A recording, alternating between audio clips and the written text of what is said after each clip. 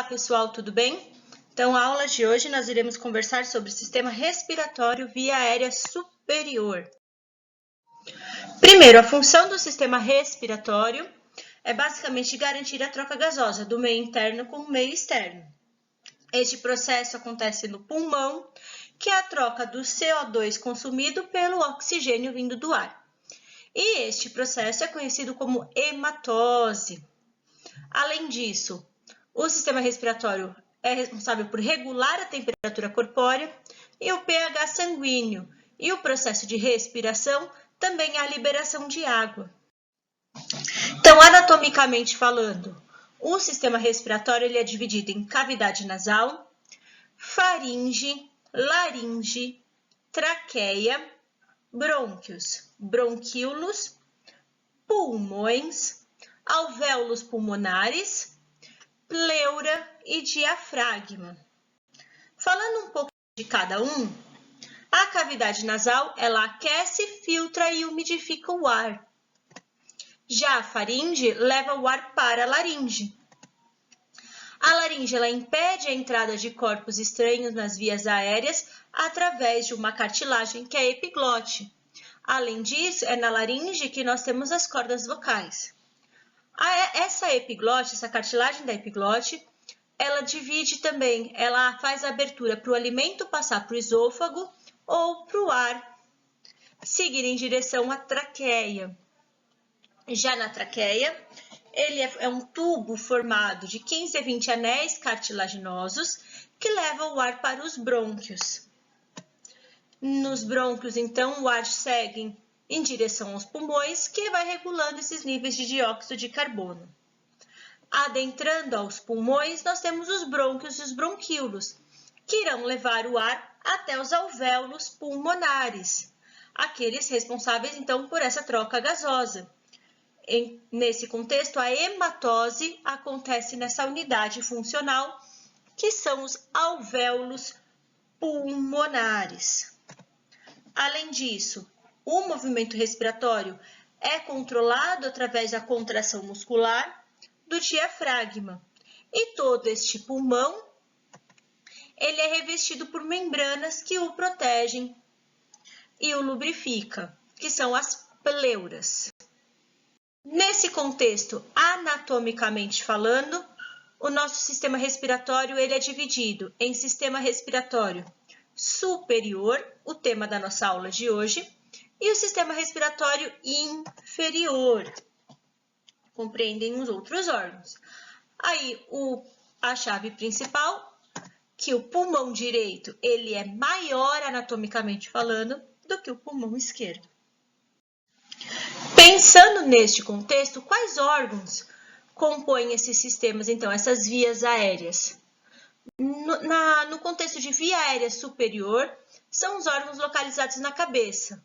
Compreende-se, então, nariz, cavidade nasal, faringe e laringe.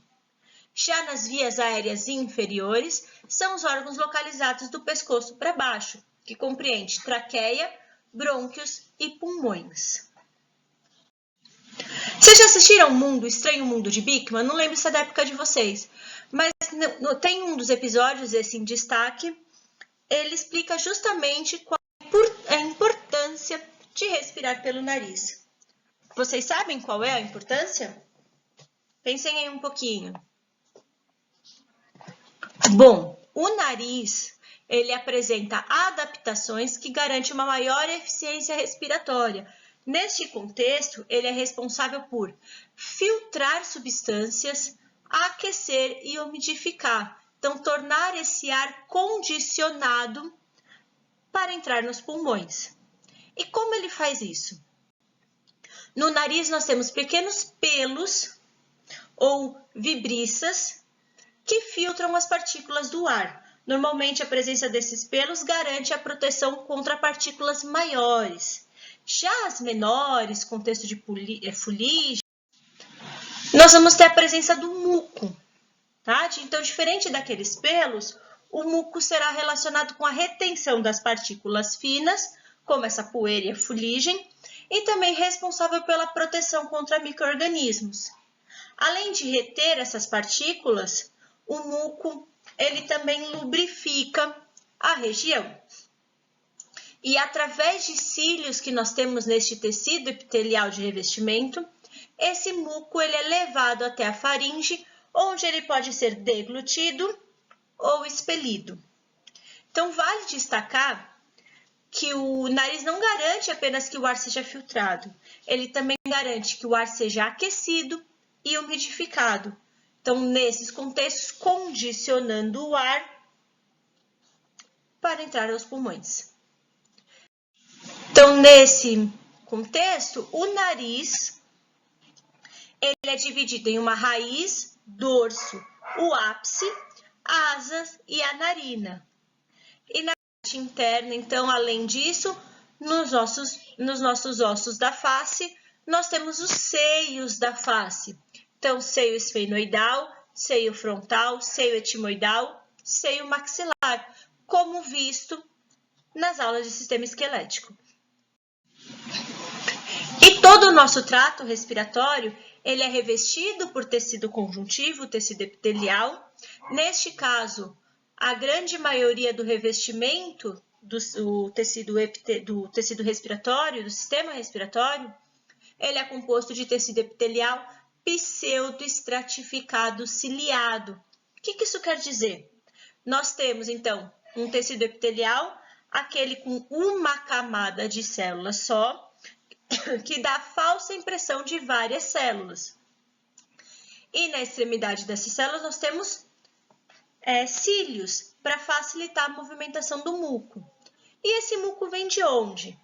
Esse muco, então, vem das células exócrinas que fazem parte desse tecido, que são as células caliciformes, células que secretam muco.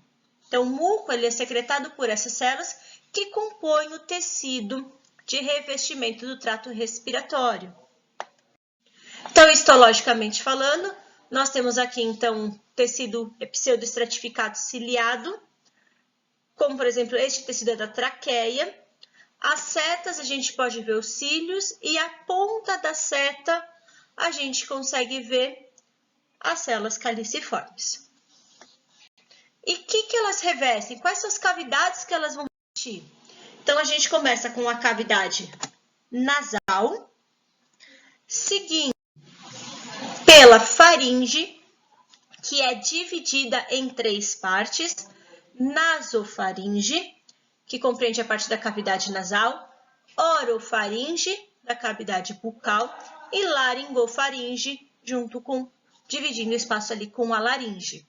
Este órgão, além de fazer parte do sistema respiratório, nós iremos ver também no sistema digestório. Então, seguindo esse caminho, a nasofaringe é a região posterior à cavidade nasal. Então, ela está ali superiormente ao palato mole. Tem um contexto de função respiratória. E é na nasofaringe que a gente também apresenta um tecido linfóide, que são as tonsilas, tá? Então, que são órgãos de sistema imune de proteção. Já na orofaringe, corresponde à parte intermediária da faringe, que é posterior à cavidade oral. Então, ela é compreendida entre a úvula, que é o palato mole, e a epiglote. Então, ali no nível do osso hioide. E atua, então, neste contexto, a orofaringe atua na passagem tanto do ar como do alimento. E apresenta também tecidos linfóides de proteção. Já na laringofaringe, corresponde o segmento faríngeo compreendido entre o nível da epiglote e o nível da cartilagem cricoide. É na laringofaringe que ocorre, então, a passagem do ar para a laringe e o conteúdo alimentar para o esôfago. E é nesta região que a gente encontra as cordas vocais. Então, olhando anatomicamente falando, a epiglote está aqui, que vai fazer a divisão entre a faringe e a laringe. A laringe tem uma parede cartilaginosa, que compreende, então, em 9 pares de cartilagem. E apresenta na sua estrutura as pregas vocais. Seguindo este ar agora, passando da laringe, Ela atua, então, justamente como essa via de condução do ar e desempenha função fonética. Então, quando o ar passa para o meio exterior, vibram essas pregas vocais e a fala, os sons são emitidos. Todo o contexto aqui é cartilaginoso também. Então, essas cartilagens, na sua maior formação, é a de cartilagem hialina, tirando a epiglote, que é de cartilagem elástica. Assim, então, inspirem, expirem. Essa é a primeira parte do sistema respiratório, vias aéreas superiores. Então, vamos praticar?